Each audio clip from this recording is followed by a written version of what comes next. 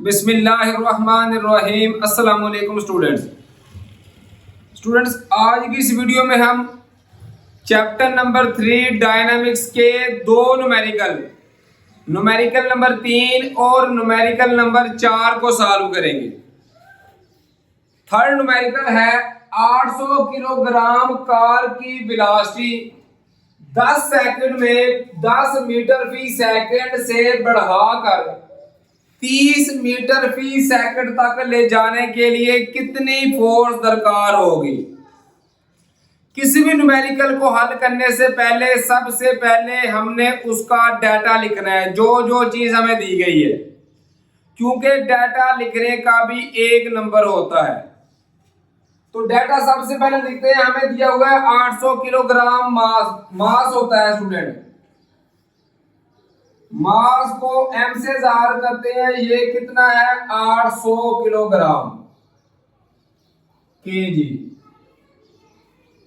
10 second में वक्त दिया हुआ है।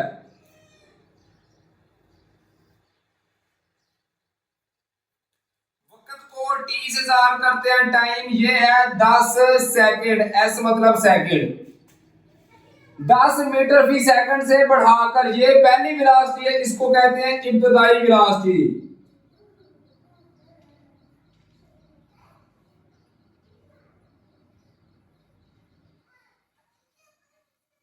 इसको vi से ज़ाहिर करते हैं। इसकी वैल्यू है 10 मीटर फी सेकंड। और आखिरी वेलोसिटी कहां तक लेके जानी है, इसको कहते हैं आखिरी वेलोसिटी।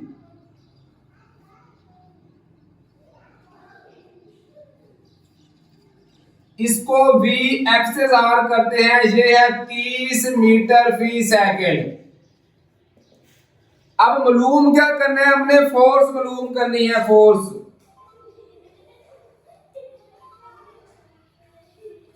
फोर्स को F से ज़ाहिर करते हैं। ये चीज हमने मालूम करनी है। अगर बात करेगा स्टूडेंट न्यूटन के सेकंड लॉ की, तो वो है फोर्स ma के बराबर होती है। फोर्स मालूम करनी है, उसके लिए हमें मास भी चाहिए और एक्सेलरेशन भी। मास तो हमें पहले ही पता है, लेकिन एक्सेलरेशन की कीमत नहीं पता। तो पहले एक्सेलरेशन की कीमत मालूम करेंगे, उसके बाद फोर्स मालूम होगी। तो एक्सेलरेशन का फार्मूला होता है a बराबर है vf माइनस vi बटा t। इस फार्मूला के थ्रू हम पहले एक्सेलरेशन मालूम करेंगे। vf की वैल्यू कितनी है, ये है 30 माइनस vi पहली वेलोसिटी कितनी है, वो है 10 ओवर t टाइम कितना था, ये भी था 10। सॉरी यहां पे आ गया 10। अब 30 माइनस 10 करेंगे तो ये आएगा 20 ओवर 10 आ गया। तो देखें 10 एकम 10, 10 2 20। तो स्टूडेंट a की वैल्यू हमारे पास कितनी आ गई, ये आ गई 2 मीटर फी सेकंड स्क्वायर। ये a का यूनिट है एक्सेलरेशन का। अब हमें फोर्स मालूम कर सकते हैं F, जिसका फार्मूला है ma।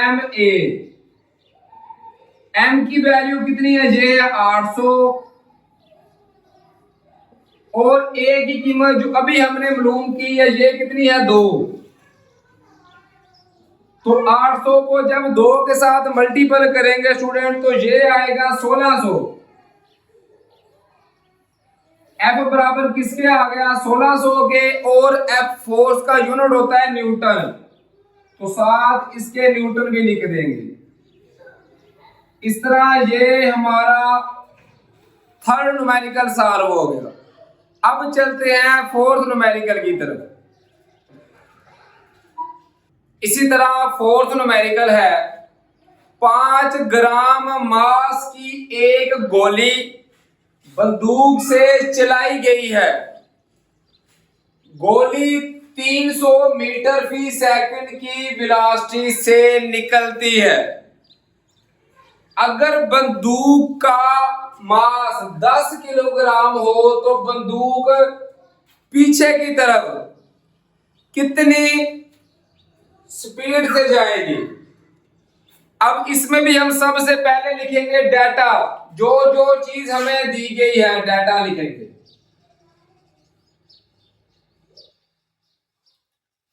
अब देखिए गोली का मास दिया हुआ है 5 ग्राम की, इसको कहेंगे M1 गोली का मास।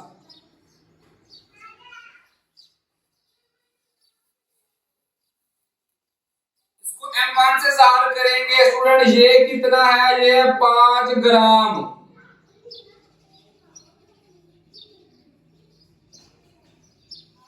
जब भी मास हमें ग्राम में दिया हुआ होगा उसको पहले किलोग्राम में कन्वर्ट करेंगे, तो लिखेंगे 5/1000। इस तरह ये आ जाएगा 0.005 किलोग्राम। ये M1 की वैल्यू आ गई। अब स्टूडेंट क्या करेंगे, चलाई गई है गोली की वेलोसिटी, इसको V1 का नाम दे लें, गोली की वेलोसिटी।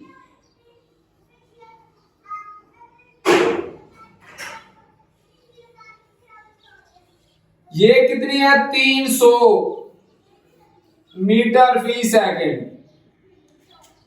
बंदूक का मास, इसको M2 कह लें, बंदूक के मास को लिखेंगे बंदूक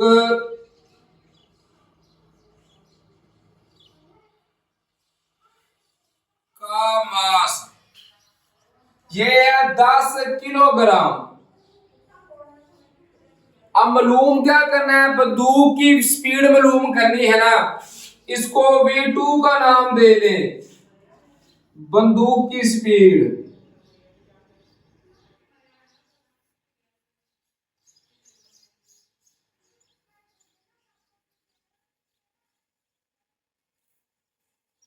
ये स्टूडेंट हमने मालूम करनी है।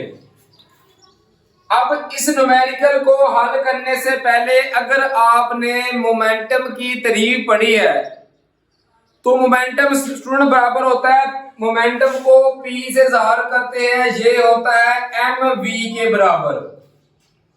मतलब मास और वेलोसिटी दोनों को ज़रब करेंगे तो वो हमारा मोमेंटम आएगा। न्यूमेरिकल की तरफ चले तो इब्तदाई तौर पर क्या है, बंदूक चलाने से पहले उसका मोमेंटम 0 होगा। 0 कैसे होगा, बंदूक चलाने से पहले गोली की कोई वेलोसिटी नहीं है, गोली साकन है, अंदर पड़ी है, हरकत नहीं कर रही। तो जब वेलोसिटी 0 होगी तो ये मोमेंटम क्या हो जाएगा, 0।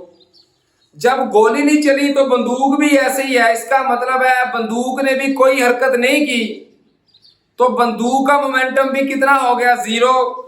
तो हम लिखेंगे, आप इसको उर्दू में लिखें, गोली चलाने से पहले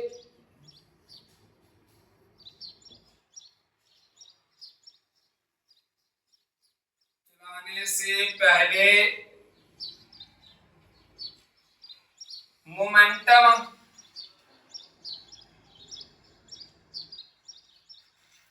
0 था।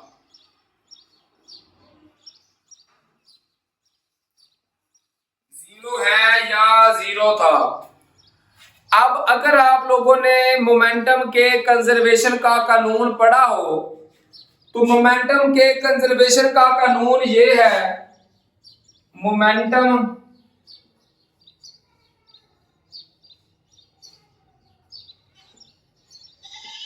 गोली चलाने के बाद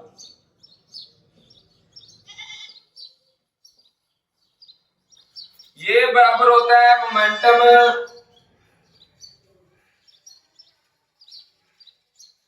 गोली चलाने से पहले।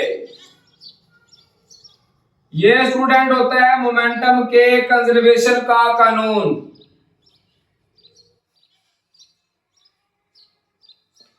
मोमेंटम के कंजर्वेशन के कानून के मुताबिक गोली चलाने से पहले और चलाने के बाद मोमेंटम सेम रहेगा।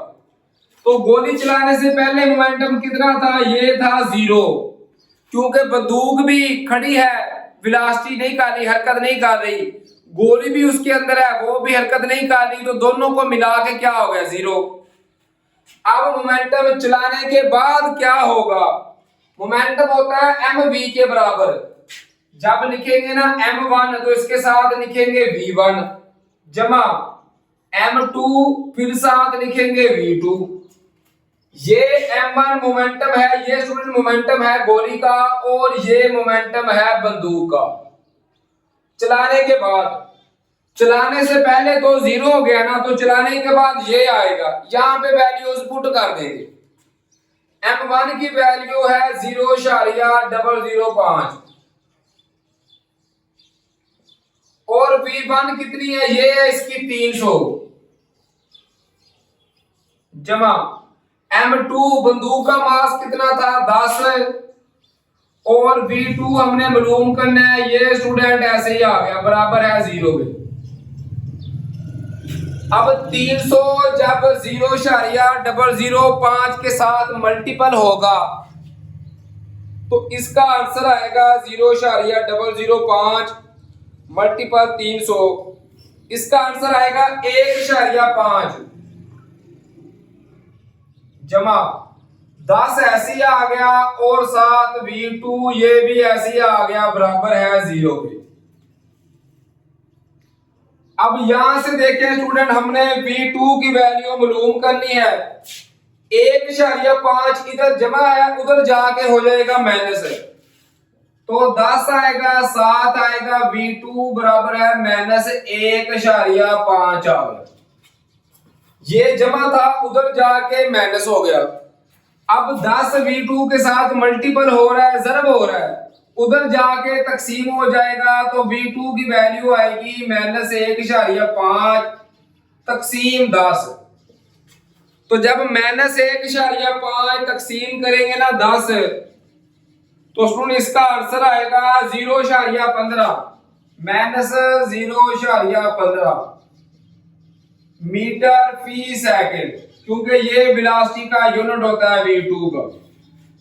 इस तरह ये हमारे पास आंसर आ गया मोमेंटम और वेलोसिटी जो बंदूक पीछे की तरफ आएगी।